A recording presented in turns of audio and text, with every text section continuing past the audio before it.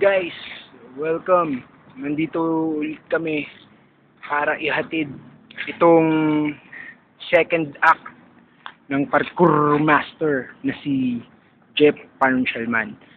So, dito kami, nakita nyo, pawis ako.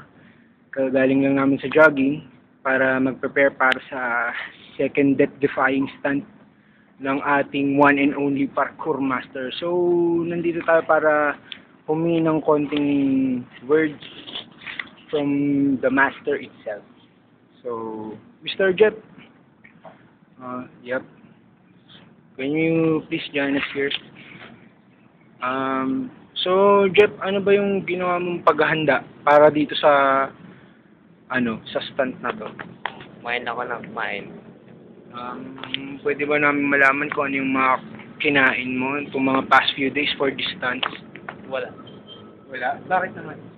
Imaginary ko lang yun. So, para kanino ba to itong gagawin mo stunt na to? Any person that you like to dedicate this stunt? Tinitingnan tayo ng guard. Tingnan mo yung guard doon. And then po, tama po si Jeff, tinitingnan po kami dito ng guard kasi tinitingnan, ayun nga po, medyo restricted tong lugar na to. Pero susubukan pa rin po namin gamitin tong place para sa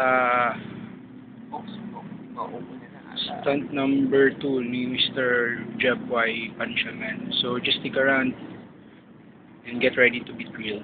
Lagi ko sinasabi, kung tayo siya. So ayan na po, makita na po natin siya. The second stunt, Mr. Jeff Y. Panunchalman. Getting ready, and this is it. Oh! Holy crap! So, ayun po.